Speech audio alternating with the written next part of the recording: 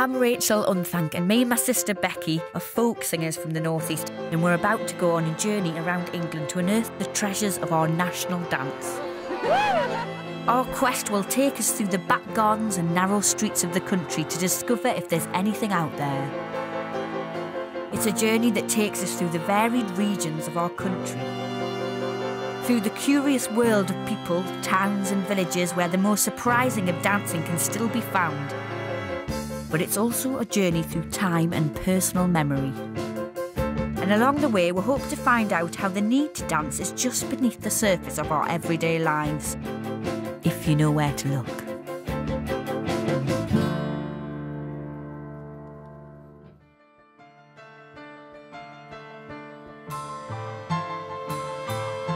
We come from a village near Newcastle on the Northumbrian border.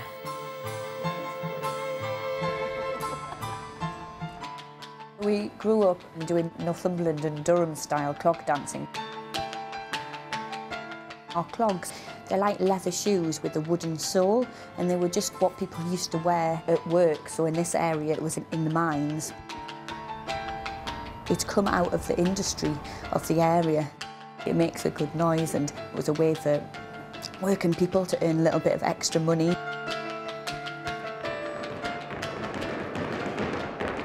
It's about a way of life. We've always clog danced, and we've spent so many great times with our family travelling around the country. Our dad, George, is a rapper dancer, which is another style of dance from the northeast.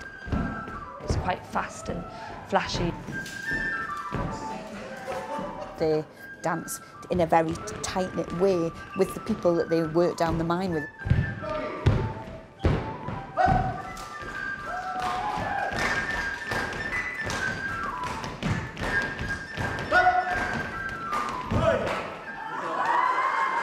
It gives you a real connection to where you live, and I think you don't think about that so much as a child, but definitely as I've become an adult, you know, I've realised that I have a skill that's very linked to my region.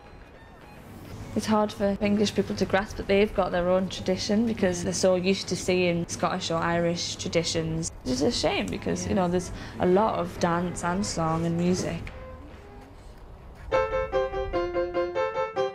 We know a lot about our own tradition, but it'd be great to actually see other traditions in different parts of the country. We're curious to find out how much of our national dance is still alive. We've decided to spend the spring and summer months to find out how much of it is left. What does it mean to the people and the places that it belongs to? And what does it mean to our national identity? The first place that we're off to is an industrial town in the Lancashire Pennines.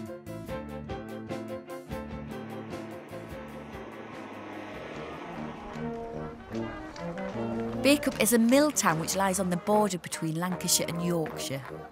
It's the home of the Britannia coconutters, who dance through the streets of Bacup every year on Easter Saturday.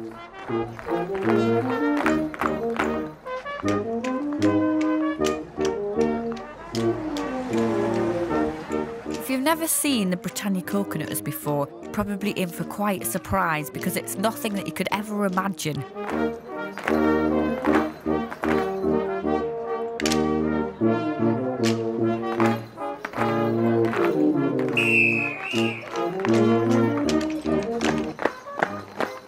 They really capture your imagination because they kind of look a bit Greek in the costume. And then the little wood things, I mean, it's such an unusual kind of branch of traditional dance. They look quite crazy, but most dance teams' costumes look crazy.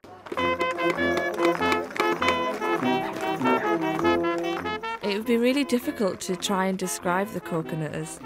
They kind of appear to be wearing skirts, got blacked up faces. We've grown up in a dance team, so we have seen a lot of weird and wonderful dance costumes over the years, but Bacup is definitely something quite unique.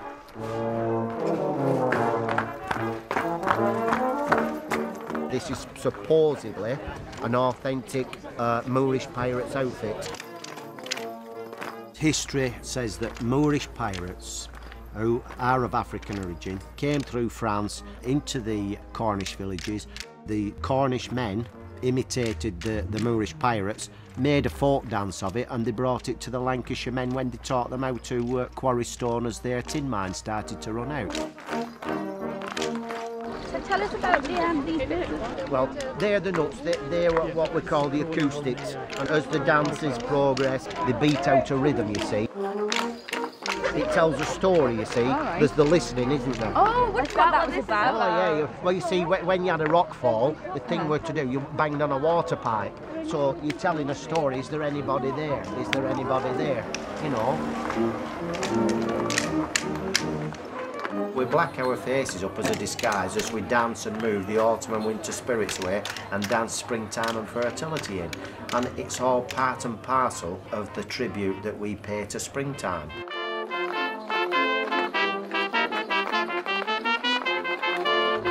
What's your theory on the costumes and, and everything?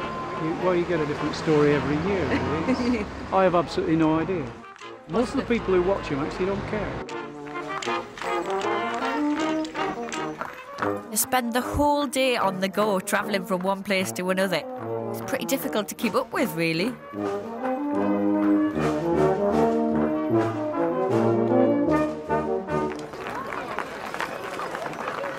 The villages which run from Bacup down the valley towards Rottenstall all had a team of dancers similar to ours, all doing the dances that we continue to do today.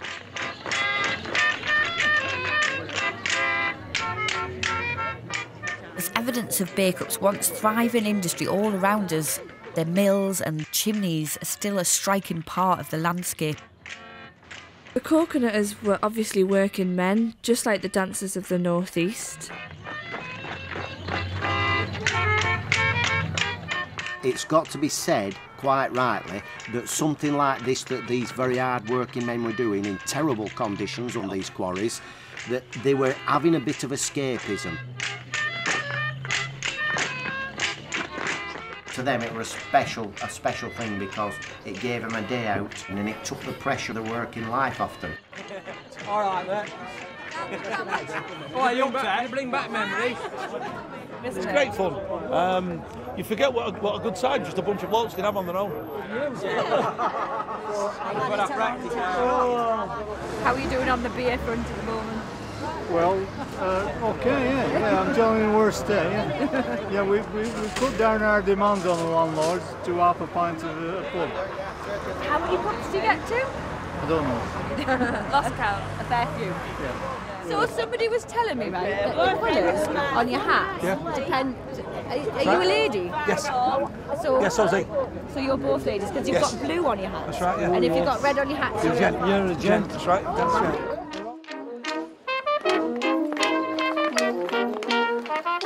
The grandmas always remember when they were children and they saw the coconutters and how they hung on to the mammy's skirts. And the children today are still a bit the same, but the children are a thrill to watch. As you're dancing on the sidelines, you'll see the kiddies, and they always mimic you. They are always doing the hand clapping and the steps, you know. So have you grown up with the coconuts? Wherever I've lived, I've always come back every Easter Saturday, apart from one when I got married on Easter Saturday. So that's the only one I've missed, yeah. On Easter Saturday we are owned by our people. Nobody can say anything bad against us because the Britannia Coconutters are an institution in Bacup. Bacup's got no steam trains, it's got no canals, it's got nothing else, but it has got the Britannia Coconut dancers.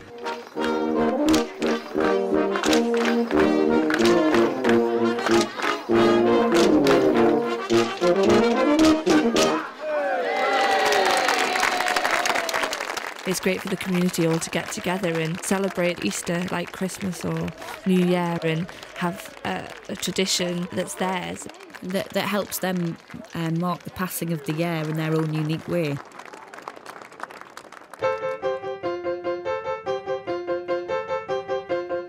The month of May has always been the time for people to come out and celebrate the end of the winter.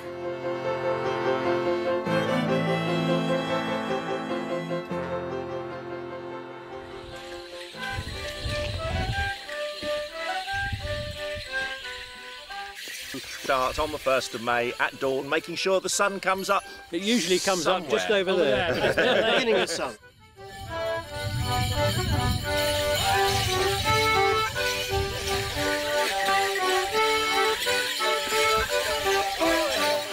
It almost feels like the air is alive with a sense of anarchy.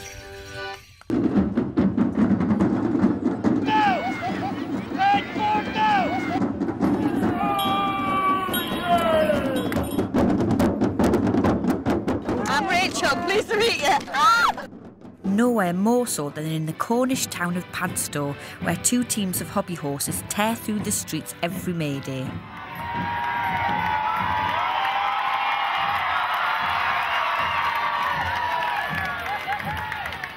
May Day in Padstow is something else.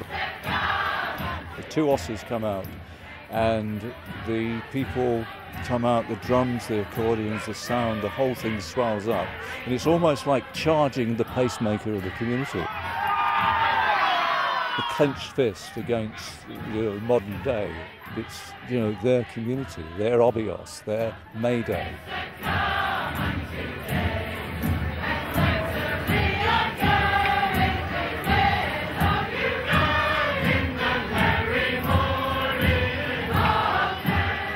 In the early days, a lot of the old people used to do this and dance and step, and it was almost like caressing the horse's face. And then it got to that because of the pressure of crowds. So the hands were up there, and it almost became like disco dancing.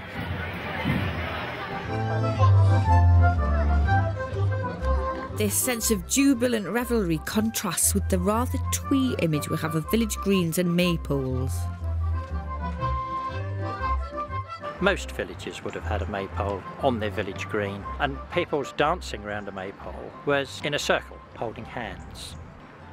The Victorians were very keen on cleaning up and tidying up a lot of our seasonal festivals. May Day was one that they really did get hold of. They invented the maypole with streamers that children dance round. They gave us this notion of children dressed in white, pure and simple and nice. We've come to the village of Moulton in Northamptonshire, where locals have embraced this Victorian reinvention of May and made it their own. The lipstick comes on automatically when I put the rest of the gear on. Really? Oh, yeah. This is the preparation of the Moulton May cart. Now, Moulton have had a tradition of taking their May Queen off to her crowning and then in procession all around the village every May, right back into Victorian times. Really? It's an old tradition. We found a picture of a cart from the early 1920s, about 21, 22, and they'd actually built hoops all over the cart with greenery on. So we sort of took the idea and just extended it to the poles to put this cart. It looks really beautiful. This is really the start of summer, isn't it, when you get the laburnum and the lilac. And it's a beautiful day. It is, yes, yes. You look beautiful, both of you. Of course, no May celebration would be complete without one group of dancers. Fantastic. It's not warm yet. We need to warm it up a lot. We were always kind of brought, in a silly sort of way, brought up to think that like rapid dancing was manly, which it is, kind of. And the Morris dance was for Southerners. Ridiculing Morris dancing does seem to be one of our national sports. It's a very English thing, and I guess probably laughing at it is also an English thing as well. They'll say, oh, Morris dancers, that's good to see, even if they then turn around and walk away rather than watch it. It happens all the time. So why do you Morris dance? Well, I got into it through family, and then these lads sort of joined on from there. We've got my brother and my cousin and my uncle in, and then it's just our mates really. So it's a family affair. It's a family really? affair in Moulton, yeah, it is, yeah. Because you are quite a young dance team, really, compared to some of Compared to some, I'm sure, yeah. Here we are. We breed them. You breed them. Most people knock it because they don't know what it's about, really. They just think it's old men and beer bellies, but when we dance, we put everything into it most of the time. The crowd really lifts you, so you go at it really hard and make it as vigorous as you can. And what keeps you Morris dancing, you know. You're old enough to choose for yourself now, and you're still doing it. We just like going out as a group of friends, do a bit of dancing, have a few tunes and a beer or two.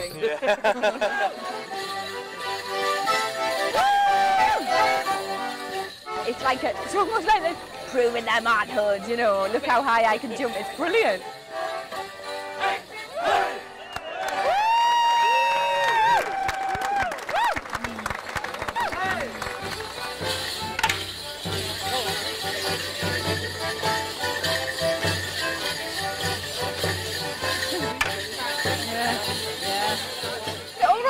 Would one of you mind trying to show us how to twirl a stick? One. That's the first one. But it's down, and then go that side around. 1, 2. Like that? 1, Oh 2. Like that. So you get as fast. Oh, I can't do that. I cannot get my head around it. How's this for a beginner? That's right, that's perfect technique. Spot on. You were saying that women are not allowed to dance at this festival? Not really. Why is that then? It's for artistic purposes. If you imagine, our stature is quite different, fairly different, and the centre of gravity is totally different. Yours is a bit more, and mine's definitely down here somewhere. And Morris, it was always based around that artistry. To keep it the same, we have to stay men only.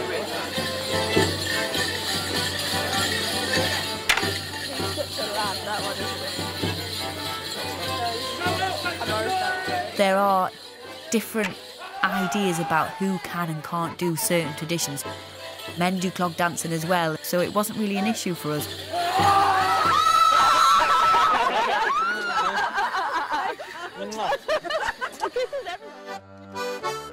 Morris dancing tends to be the first thing people think of when they think of folk dance. In fact, the hanky-waving variety is called Cotswold Morris and hails from England's rural Midlands.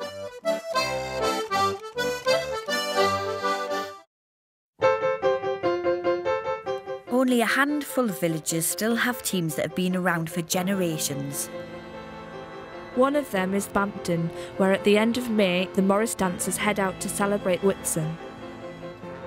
Just 8 miles out of Oxford, this farming community is now a popular commuter village, but it's still held on to some old ways. Tomorrow is a special day for Bampton. It's our traditional day of dance.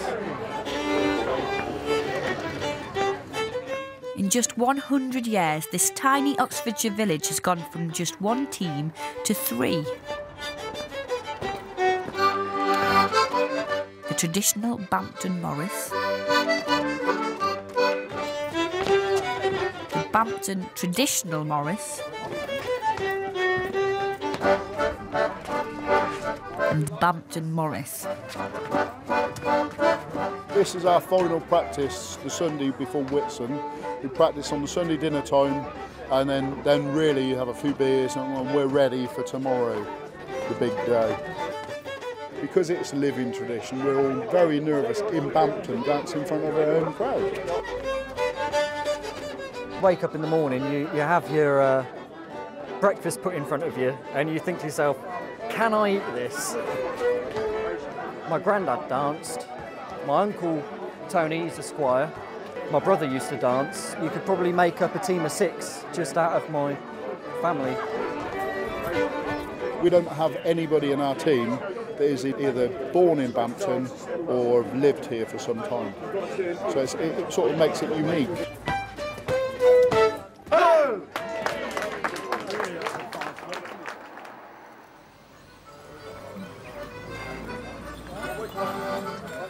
We arrive at the crack of dawn to try and catch the first Morris dance. Idyllic English country village.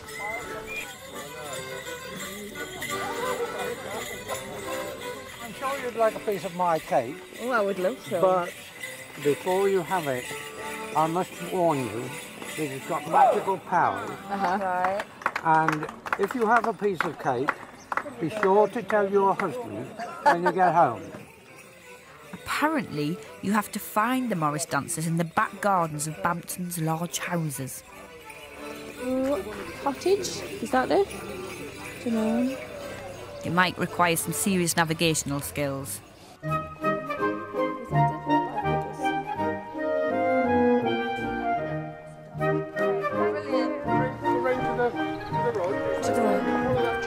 Thanks for your help.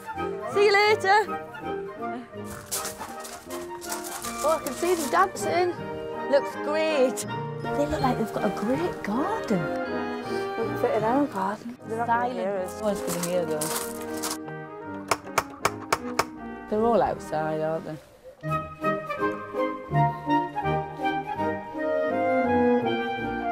Excuse me, is this Queen Street? Oh, okay. She's as lost as us. Follow the crowd, Becky. Through this door.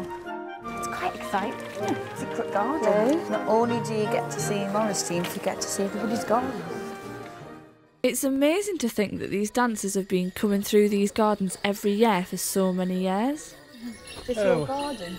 This is my garden indeed. It's We've beautiful. lived here for 50 years now. Really?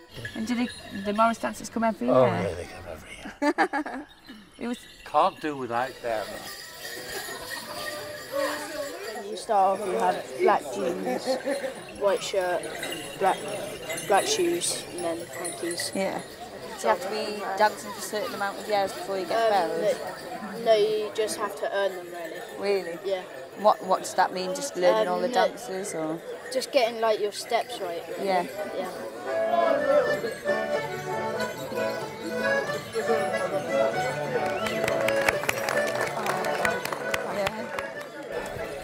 I'm getting all Morrissey now, look. You don't mind then people coming tramping all over your garden? No, not really. It's very kind of you. I suppose though maybe if you buy a house in Bampton, do you accept that that's what's going to happen? Yeah, because some of them, there's all sorts of traditions going back years. The house round the corner has to provide a barrel of beer. Really? That's written into the deeds of the house. Really? Where were you from? I'm originally from the Netherlands. And there isn't actually supposed to buy a house and have an English tradition come with it. That comes with it, that's right, yeah. It's like the owners of the houses are just the custodians of the tradition in a way, just as the Morris dancers are.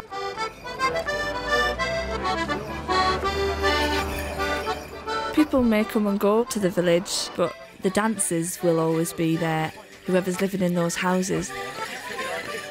A lot of people actually, if they leave because they have to, because they can't afford houses around the area, because other people move in, still come back for Whitsun. It's their big event per year. They'd rather have Whitsun than Christmas. They wouldn't miss it for the world. Morris dancing in my life has been since I was a little girl. I've lived in Bampton all my life, so Morris dancing was what we did at Whitsun. We came down and watched. My son, when he was little, he wanted to get out of the pushchair and throw hankies around in the air so that he could be like the Morris men. I started when I was 6.5. My dad did it, my uncle is here today, he's done it for about 60 years. It's sort of part of your blood more than a responsibility. How do you feel about other teams like around the country doing like traditional dances from here? Well, I haven't got a problem with that at all because half the time they don't do it the same as us. All three teams in Bampton have got a very, very slightly different style. And that's because over the years, because it's a living tradition, it changes with the time.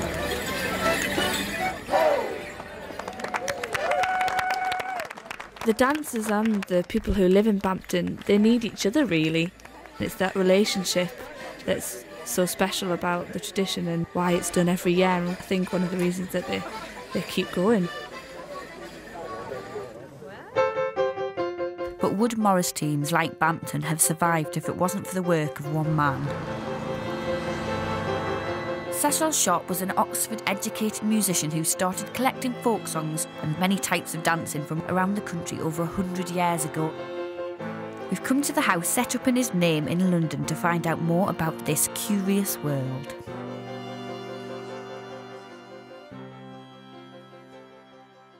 Hello, Hi, nice to meet you. I'm Rachel. Nice to meet you. Welcome to the Heartland. I know, it's great to be here with all these books and songs and dances. Keep seeing words like ballads and songs. Yeah.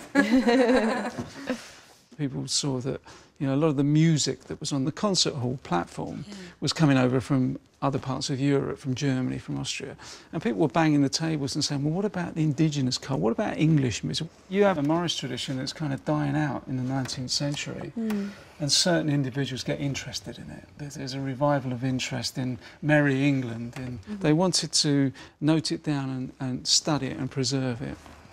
Sharp started collecting songs in 1903, but 1908, 1909 he then goes out to places to start noting down the dances. And how did he note down the dances?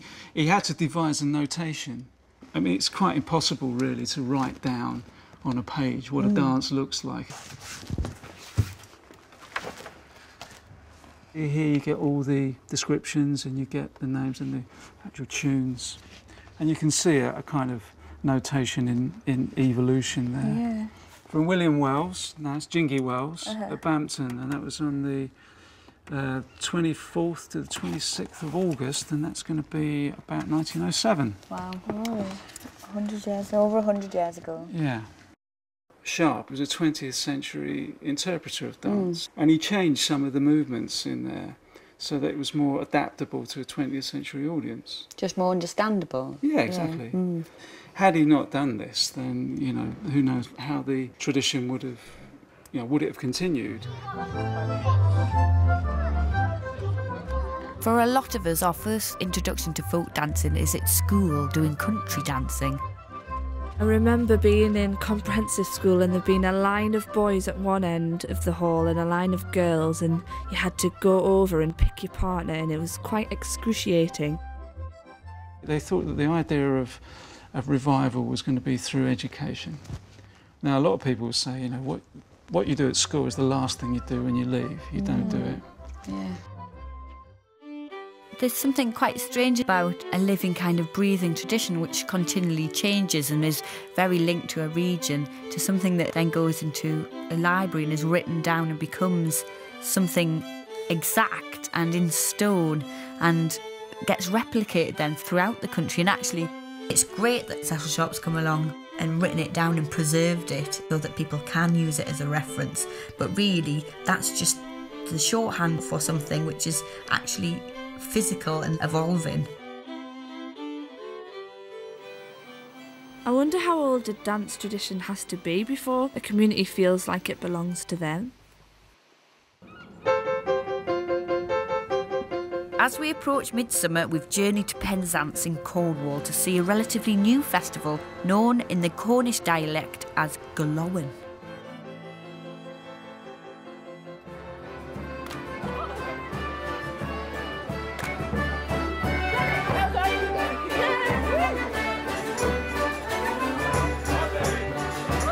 This week-long festival was started just 20 years ago by a group of locals to celebrate midsummer. In Cornwall, we're a long way from England. Before the coming of the trains, you could get to Brittany, 24 hours, Ireland, 24 hours, London, forget it. The Cornish identity arose about the same time in Cornwall as the very fierce Englishness of people like Cecil Sharp arose in England. And the two are almost parallel. In 1904, which is like the same date that Cecil Sharp's book came out, Cornwall was admitted to the League of Celtic Nations. And that's the point at which our modern Cornish identity can be pinned to.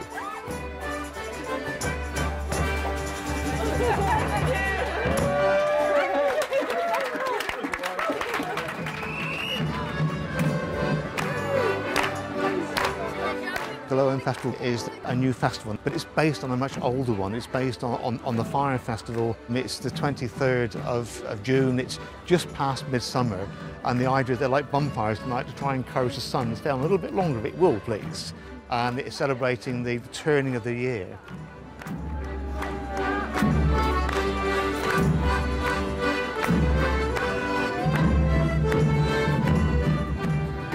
Almost, well, for us in the northern it does coast, feel foreign. It feels like coming abroad. It does feel like yeah, well, it's in a very little different. town in Spain. What It's all a we've bit got exciting. now is Penglad, which in Cornish is the old grey head. And any second now we'll have this horse table appear from there somewhere and come charging down through us. Brilliant. And here there's even like a question whether or not the horse will turn up. Is that part of the mystique? Well, it comes to part of the mystique. I think it'll turn up because I've come all the way to see it. Me too.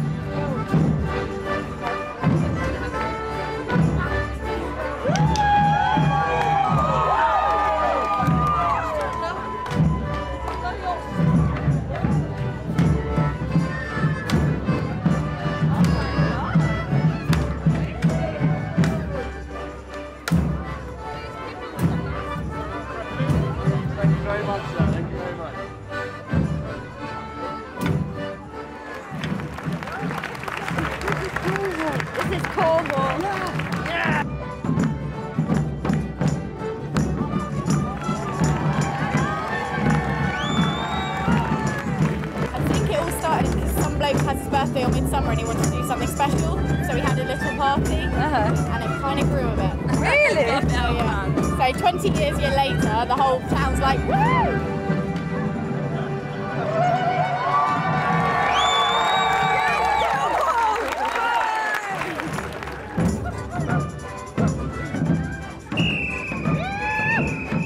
It's kind of an invented event based on tradition, but for Penzance.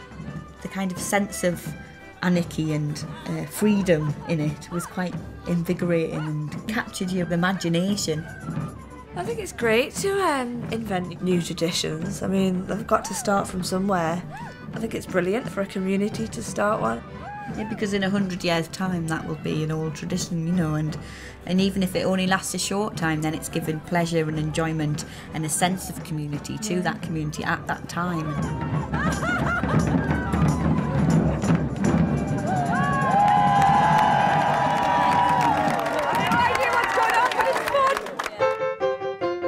As the summer warms up, we're putting our clogs on and we're off to Suffolk to visit a group of dancers who are always on the move.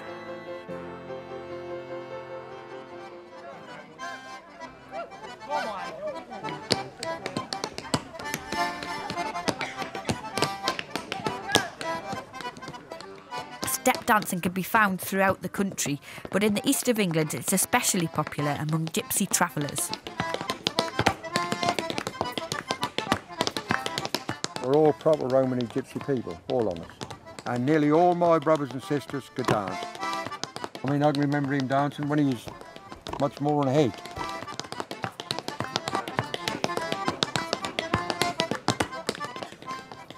And me and him are part of a family of 17 children, born of one woman and one man, right? And we was all born in horse-drawn wagons up and down England on the roads, the sides of the road somewhere. Yeah. See, years ago when all the people used to come, say, to Wisbech fruit picking, right? And there'd be every walk of gypsy there was, from Yorkshire, Kent, Scotland, everywhere, Ireland, everywhere. Every you know gypsy in the world was there, wasn't and they'd all be there. And over night time we'd have a big fire and everybody would come round. And then all the boys and that would get up, have an old board, and they'd keep running on and trying to dance and doing it. And the ones who could really dance would dance, do you know what I mean?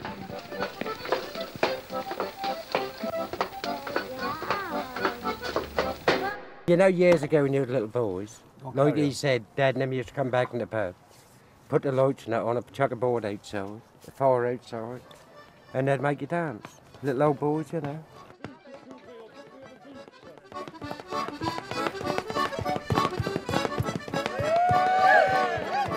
Everybody's different. That's great. You look at 50 tap dancers, everyone dances different.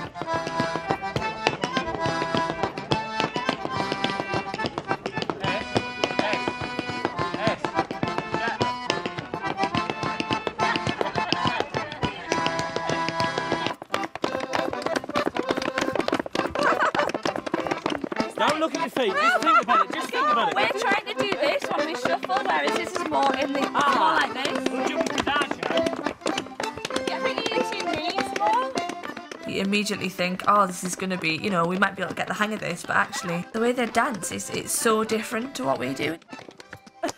Hang on. I can't do it. It's weird because we... Like the style that you learn, you're not allowed to put your whole foot down. You've got to stand on your toes all the time. So it's a little bit confusing. No, Just it's good. Just forget about your style for a Forget minute. everything you learn. Get on him, I'll get him. Clog's all about being on your toes, and you're really supposed to put your heels down unless it's part of the step. How are you doing? Oh,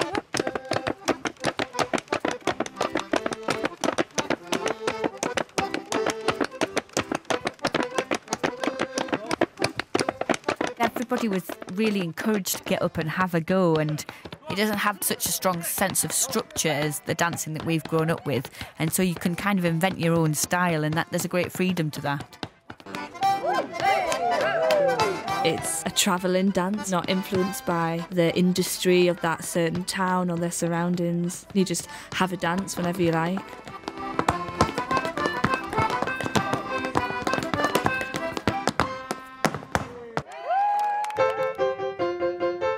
Our journey takes us to the end of the summer and to the moorlands of Saddleworth on the outskirts of Greater Manchester.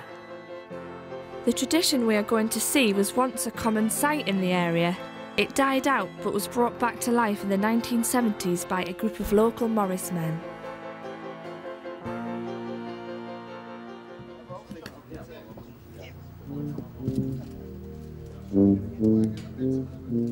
I've been a member of Saddleworth Morris Men for 30 years, and I've been squire of Saddleworth Morris Men for 20 years.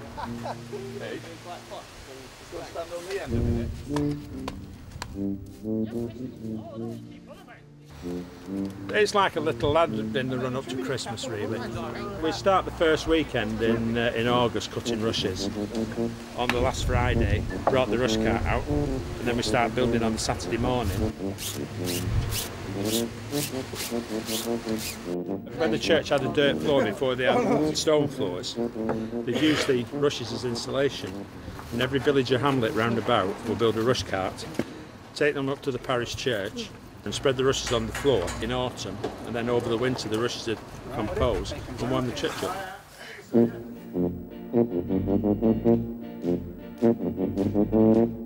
5:30 Friday night before rush cart. I'm doing my hat. It all has to be fresh flowers. I'm not allowed to put artificial flowers in our hats. If you have artificial flowers put in, it usually gets thrown across the pub. Now is the time that you realise it's rush cart tomorrow. We've got photographs from the 19th century of people building rush carts here, in this spot. And all those guys that are on those sepia photographs with the clogs and flat caps, they're all here on tomorrow morning when we bring it out. You can feel them, the atmosphere is just electric. There's nothing like it anywhere else on earth. Being a Saddleworth Morris man on rush cart morning.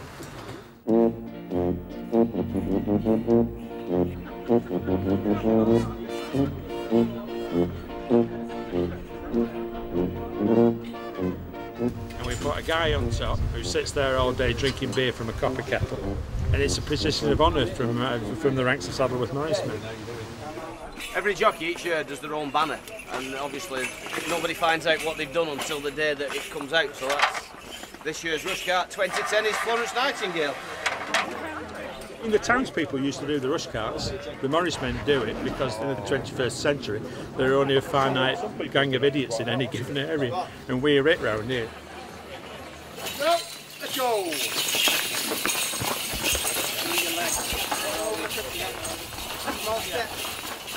I've never seen anything like it. It's amazing. So I think the men used to have horses, but now the Morris dancers are the horses. The horse Morris men. Smile!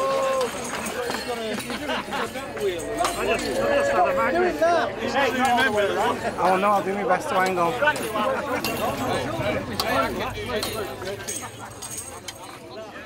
Did you see there's a man right on top? That's the jockey. It's amazing. It doesn't, yeah, I would not like to be up there. Oh, you've got me all. What are you doing? Oh, God. Go on.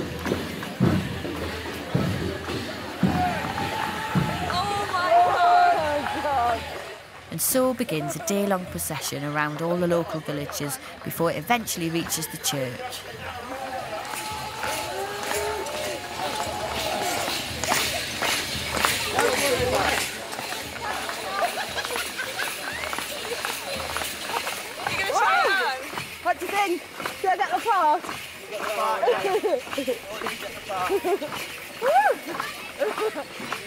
I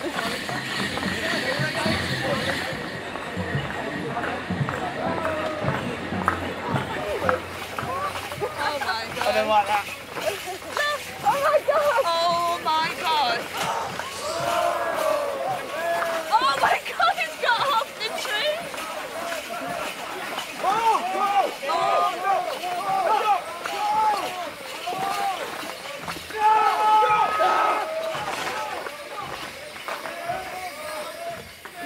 Just a minor injury. It's broken off tree. The drama. You're one of the people who revived this tradition. I'm the then? founder member. I was in the research many years ago and discovered the rush carts, and then discovered the guys in the area that did it originally. Some of them were still around. They thought it'd be a good idea to revive it, and they were too old, so was I interested, you know. Right, I want to give us a whirl in this dance. I want to get them clogs dancing.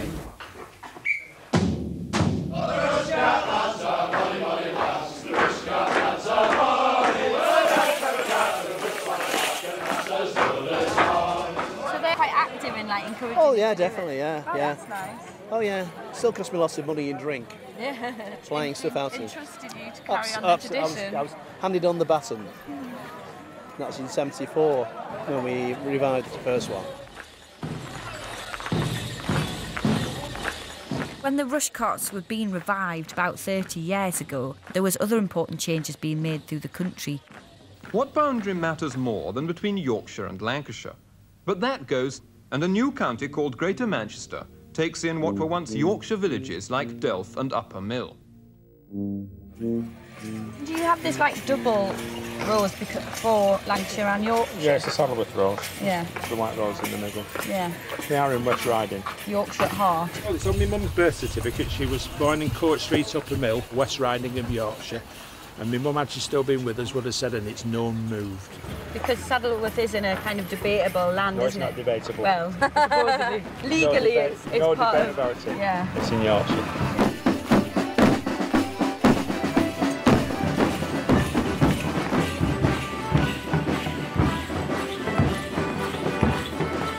I was about 6, 7 years old, and I was in this village watching the rush cart, and I saw a man in Morris uniform with clogs on, and he slipped, and his clogs sparked, and I thought I'd quite like some of them, and I've been here ever since, and now I'm in charge. My job, basically, is to make sure the dances are right, and when I come out, really it's just to stand at the front and shout at people, and I carry a whip just in case they don't listen to the shouting.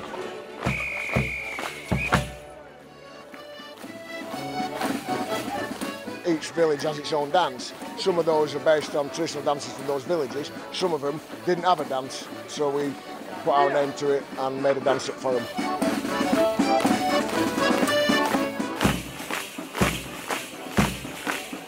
This will change some people's perceptions of Morris then, because there's lots of kind of tough northern working men doing it and drinking lots of beer already, and it's only 10. Although this is still classed as Morris dancing, it's a very different style to the Cotswold Morris that we saw before. It's a processional style of dancing which has a real military feel about it. This is the way forward. Morris, through and through. And beer, of course.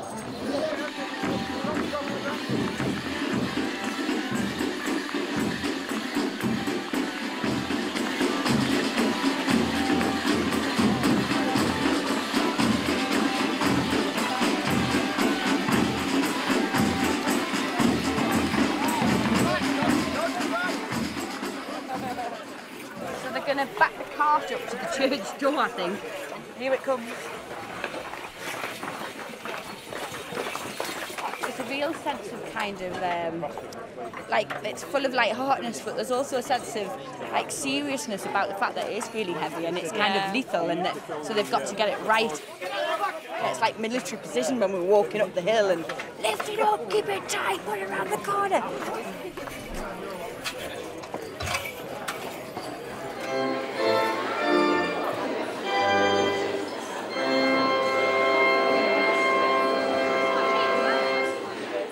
So welcome to everyone, very pleased to see you all here. on this rush-bearing Sunday.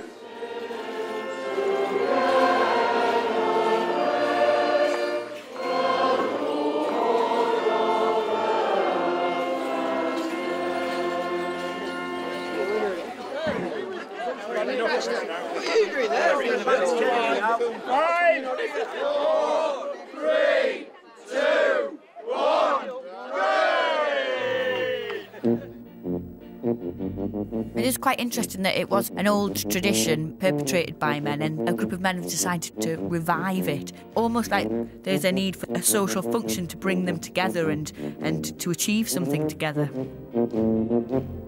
It doesn't feel like a newly revived tradition. It feels like it's been there a long time and is part of the area.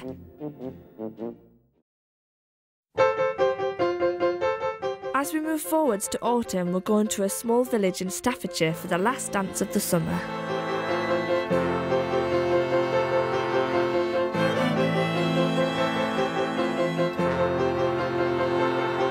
This tradition was never revived, it's continuous.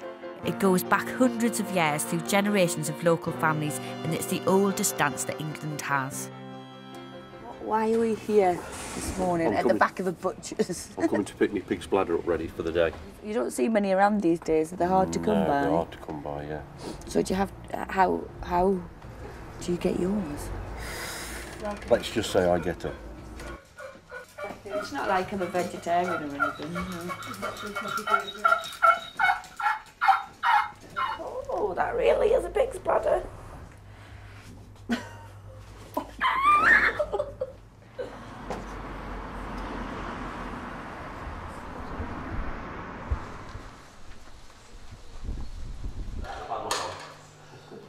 The Abbots Bromley Horn Dance takes place each year on the first Monday of September, and it starts in an unlikely place.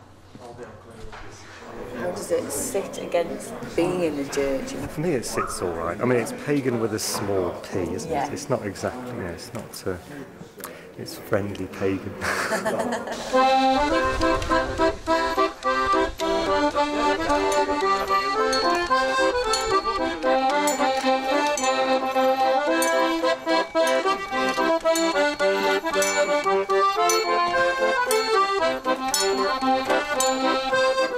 We're following the dancers on a day-long trip through the countryside to the local stately home Bliffield Hall.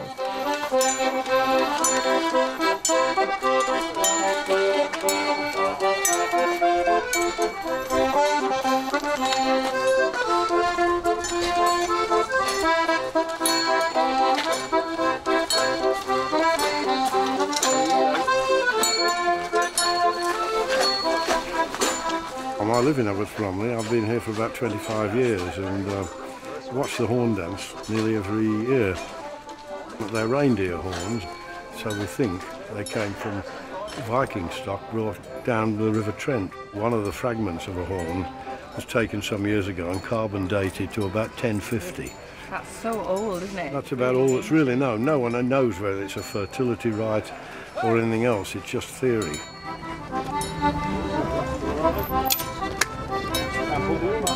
It's quite really different. It's really different from anything we've seen growing up or anything as well.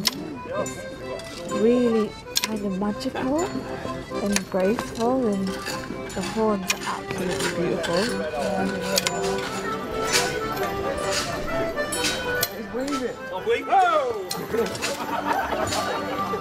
Well, I've been in the horn dance 21 years this year. Started when I was 4 on the triangle.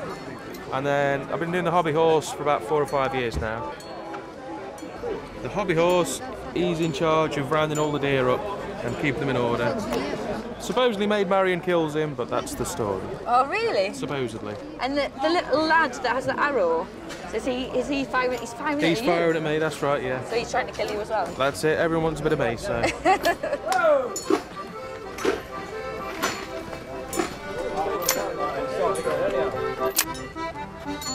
Yeah, wearing a very fetching frock there. Yeah, Johnny. it's the Maid Marian frock. Do you feel silly? Sometimes. Most of the time, around the rest of the group and that. Yeah. You get a bit of banter between them. Yeah, it's a good laugh. Yeah, they call it a cock and a frock. As we're following the dancers, it's extraordinary to think that this path has been trodden for hundreds of years, and they've visited the same farms for hundreds of years.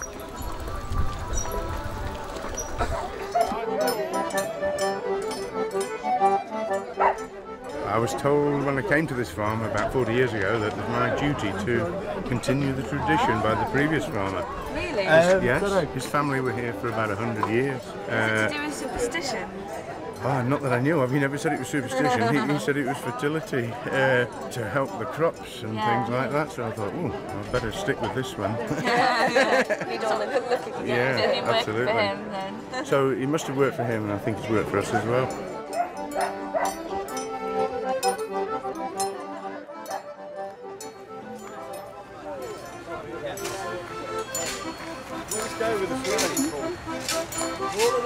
So how far do you reckon you've come today then? Good few miles? Yeah. Halfway now. Halfway? Yeah, so far.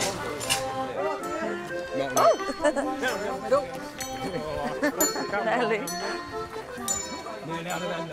This may be our oldest tradition, but they have had to make a few concessions to modern life. Didn't you used to actually walk? It used to last for a week. But now you've got a van, so you don't need to walk.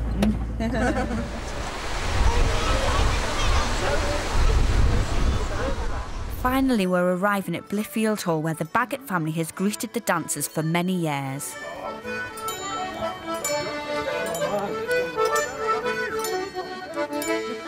We're waiting in the queue to speak to Lady Baggett. Thank you for letting us come and see your gorgeous home and the horn dancers. Is it something that you've watched all your life? Not quite all my life, but quite a long time. It's 64 years since I saw the first horn dance. Is it? Yes. Wow. It was in 1946, and it was rather a misty morning.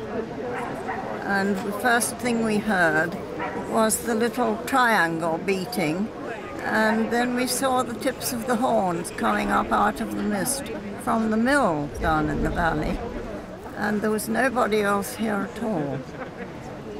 I felt as though I'd gone back in time. They've been coming ever since there's been a hall here. You enjoy having them back every year? Oh yes. Oh yes. It wouldn't be the same at all without the horn dancers. What? Oh, sorry. Sorry, sir. One side of the We're really privileged to be allowed across the other side of the moat, because on the other side, well, the other commoners like ourselves. We've managed to sneak in, it's brilliant.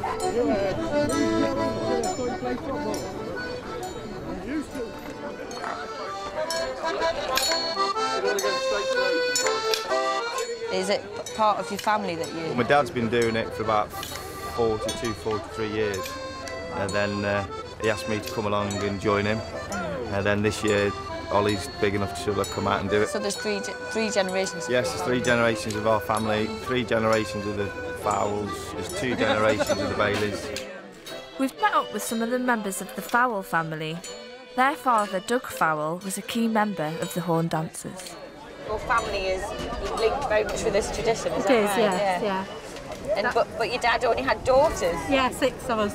It's more important, certainly to my dad, that it's Fowle family that were in it rather than people from the village or males. Yeah. So was it quite controversial when you started dancing because you're a woman? Yes. Wasn't it? Yeah, the folk circles didn't like girls being in it. Because even the day that I danced that day when I was 14, they christened me Ernie that day, and everyone was calling me Ernie, just because it was a male name, yeah. You know, so yeah. But it's interesting that outsiders didn't like it, but actually it's not theirs, it's yours, isn't it? Yeah, so exactly. It's not really up to anybody else but people who do it, isn't it? Yeah, but it's not just a tradition, it's our family tradition. Yeah. So it's, you know, we feel like we want to be part of it, don't we? This is a tradition that is safeguarded by family, but yet they're very welcoming to outsiders, and there's a very generous atmosphere about the tradition.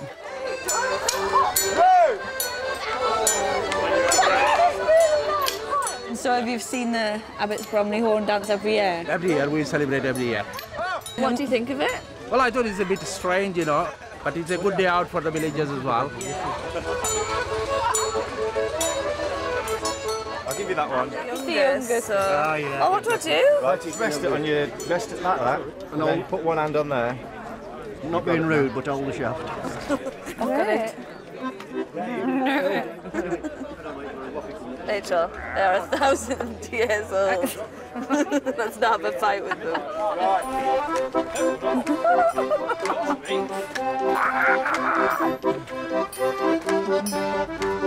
Oh, I'm dizzy. Oh my God, it's heavy.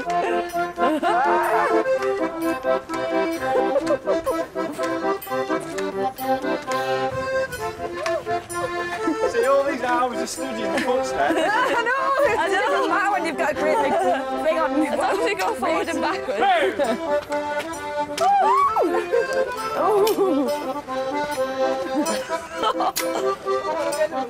One of the admirable things about Abbots Bromley is the way that they bend the rules just to fit the times and to fit circumstances, yet they don't feel threatened that that might dilute their tradition, because there's an inner confidence that is unquestionable.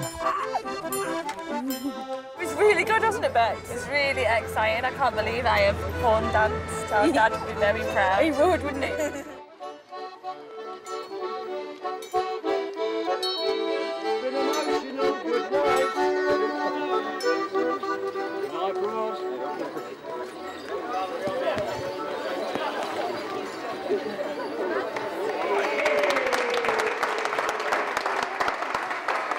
He's really done well. It's his first time.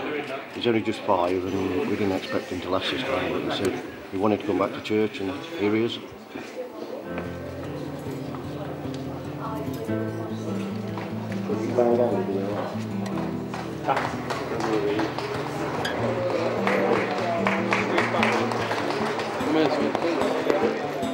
Would love to. Mate.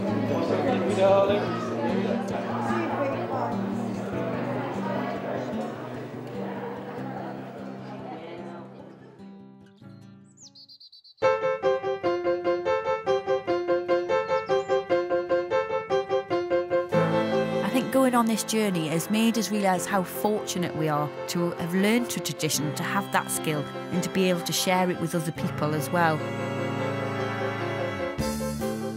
It has made us think, what do we really know about our own tradition, and it's given us the thirst to learn more about that. I think dancing is a real celebration of the physical form, and it's an opportunity to express yourself through movement, which you kind of rarely get.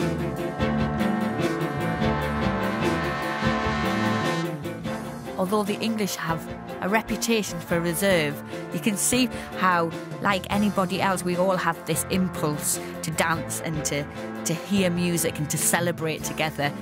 It makes people want to join in, and once they try it, they're captured by it. There's something very human about a need to belong to something, and this is just a really great, eccentric way of doing it.